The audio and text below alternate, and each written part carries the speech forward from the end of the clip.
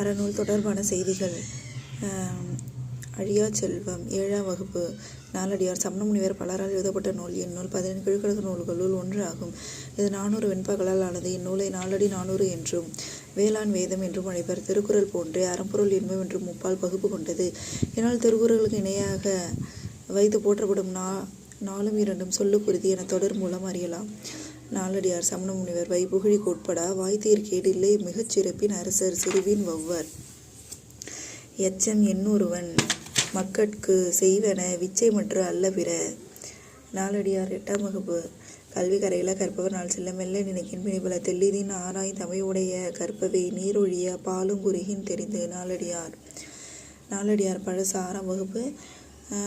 17 கீழ்க்கணக்கு நூல்கள் ஒன்று. நாலடியார் இன்னும் 400 பாடல்களை கொண்டுள்ளது. அறக்கருத்துக்களை கூறுவது நாலடி 400 என்றும் சிறப்பு பெயரும் இதற்கு உண்டு. இந்நூல் சமண முனிவர் பலவரா பாடல்களின் தொகுப்பு. நாய்கால் சிறுவர் போல் நன்கினியராயினும் ஈக்கால் துணையும் உதவாதார் நட்பெண்ணும் செய்தானும் சென்று கொள்ளல் வேண்டும். செய்விரைக்கும் வாய்க்கால் அணையர் தொடர்பு. நான்மணி கடிகை. 17 கீழ்க்கணக்கு நூல்கள் ஒன்று. கடிகை என்றால் அணிகலன் என்பது பொருள். 4 மணிகள் கொண்ட அணிகலன் என்பது இதன் பொருள். ஒவ்வொரு பாடும் 4 அறக்கருத்துக்களை கூறுகிறது. இந்நூலின் ஆசிரியர் விளிம்பி நாகனார். விளிம்பி என்பது ஊர் பெயர். நாகனார் என்பது புலவரின் இயற்பெயர்.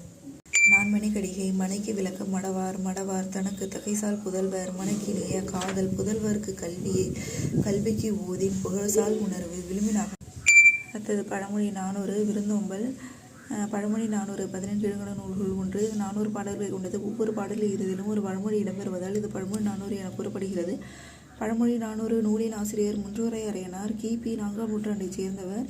இந்த நூலில் கடல் வாழ்த்து பாடல் மூலம் இவர் சமண சமயத்தை சார்ந்தவர் என அறிய முடிகிறது.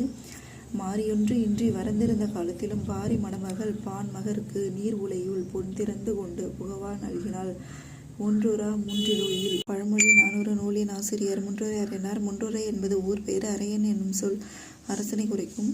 இவர் முன்றுரை என்னும் ஊரை ஆண்ட அரசராக இருக்கலாம் அல்லது அரையன் என்பது புலவரின் குடிப்பெயராக இருக்கலாம். ஆற்றவும் கற்றார் அறிவுடையார் அகுத்துடையார் நாற்றிசை செல்லாத நாடு இல்லை அந்நாடு. வேற்று நாடு ஆக தமவே அம்மாயினால் ஆற்றுநாள் வேண்டுவது இல். முதுமொழி காஞ்சி. முதுமொழி காஞ்சி என்பது காஞ்சி திணையின் துறைகளுள் ஒன்று. 17 கீழ்க்கணக்கு நூல்கள் ஒன்றான இந்நூல் உலகியல் உண்மைகளை தெளிவாக எடுத்து இயம்புகிறது. இந்நூல் அறவுர கோவை எனவும் வழங்கப்படுகிறது. இதில் 10 அதிகாரங்கள் உள்ளன. ஒவ்வொரு அதிகாரத்திலும் 10 செய்யுள்கள். ஆசிரியர் மதுரை கூடலூர் கிழார். முதுமொழி காஞ்சி கற்போரின் குற்றங்களை நீக்கி அறம்பொருள் இன்பங்களை அடைவதற்கான வழிகளை அறவுர கோவை கூறி நல்வழிப்படுத்தும். பிறந்த ஊர் கூடலூர். சிறப்பு. இவர் தம் பாடல்களை நச்சினார்க்கினியார் முதலிய நல்லுரை ஆசிரியர்கள் மேற்கோளாக கையாளப்பட்டுள்ளார்கள். சங்க காலத்துக்கு பின் வாழ்ந்தலை உலகத்து மக்கட்கள்